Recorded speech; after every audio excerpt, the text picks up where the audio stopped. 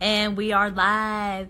You know what, guys? This is my first live streaming video ever. So I'm not exactly sure how this works. So this is what I want to talk about right now, okay? So I wanted to talk about the homelessness that's going on here in Utah, the Salt Lake area. So there's this thing called Operation Rio Grande, where the police have permission to throw away the homeless people's camping gear because, you know, the real estate agent or the real estate places think that it's quote unquote messy out there. And so the police have permission to infringe upon other people's constitutional right and just like throw their stuff away.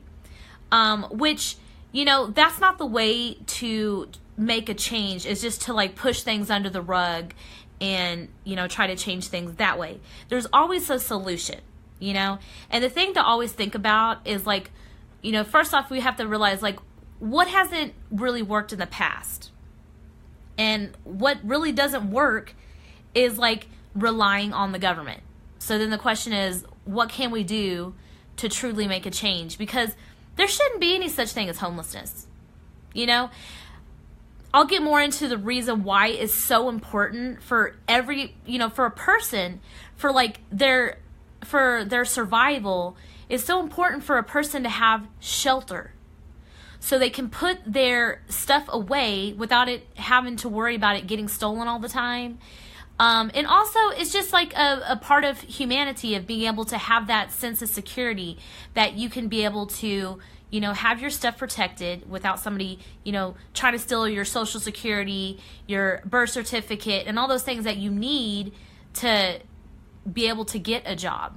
You know, also, I mean, the system's kind of broken that people have to go through all those links, you know, just to be able to have a job. You know, they have to go through this like whole system that the government set up for us, you know.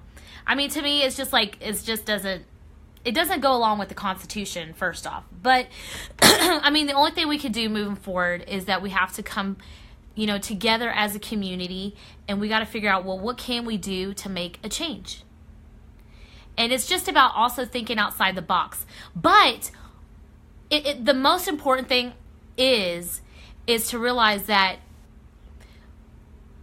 no matter what, like, if somebody else's constitutional right is, you know, being taken away or it's not being honored, it's going to happen to all of us. So it's like we really got to pay attention to the most vulnerable people in the United States and figure out, well, what's going on and how are they being treated? Because eventually that's going to be all of us. So, so I don't know. I was just like thinking of ideas like what, you know, could truly make a change. Have y'all heard of mini homes before? Where it's like 160 square feet, and it's like a little place that, you know, someone can lock up, and it's on wheels, and then you can put your stuff away, so that, you know, people don't have to like keep going to the shelters, and they don't have to keep worrying about like, you know, being around a whole bunch of people that they don't know.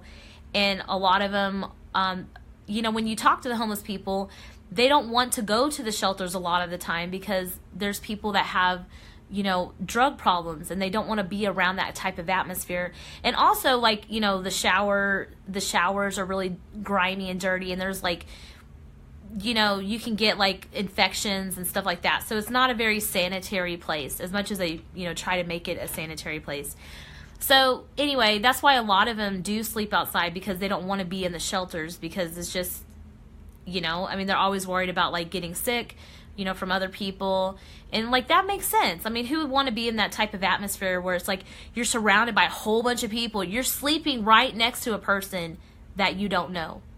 And then like, you know, and you're carrying your important stuff like your birth certificate, your social security, or just like the things that you need for survival, and you're just like sitting there sleeping next to somebody. I mean, it happens all the time. Like, people steal from other people in the shelter. So that's why, you know, people don't want to go to those shelters.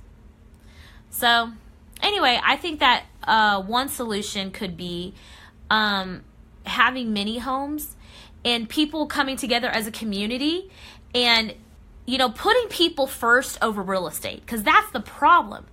I mean, I would say that's the reason why there is a lot of homeless people here in America. It's because the cost of like having a place to stay is outrageous. You know, it's like I'm lucky right now. You know, I have a place to stay, but like, you know, I have a really, really good deal. But like a lot of people don't.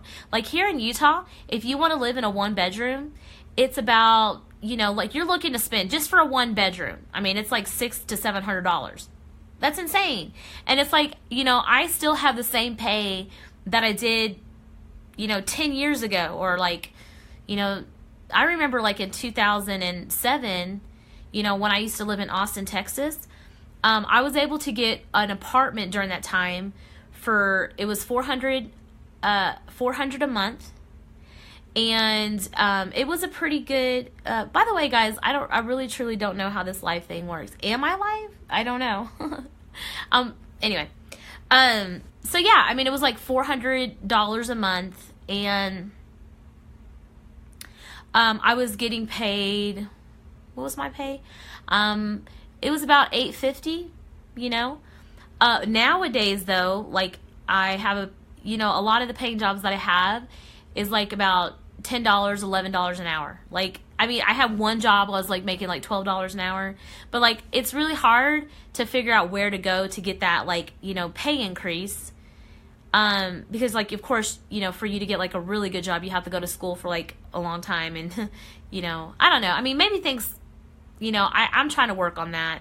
But I mean, the reality is though, like, you know, if I had to get an apartment and live on my own right now, I don't know, I couldn't do it, guys. Like, I couldn't do it. Like, it would literally, I don't even know how I would afford it. I would literally have to work like 3 jobs. And then like the hugest question would be like, well, what happened like if I got laid off? Like, I would have to make sure that the job is a very steady job as well.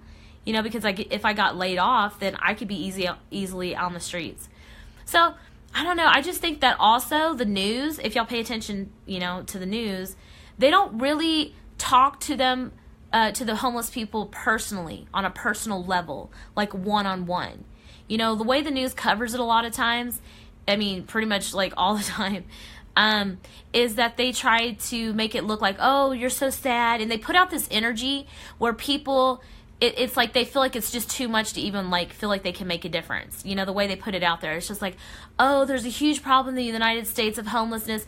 But like the news never covers anything of how there's people out there that is literally trying to change that. So that's not empowering. Like, how is that going to change anything if you're sitting there, you know, just talking about a problem and you're making it seem like it's so huge that nobody could make a difference? And that's the way the news covers it. Also, the news covers it where they like they try to make it appear that, oh, you know, the people that are on food stamps, the people that are on, you know, welfare or other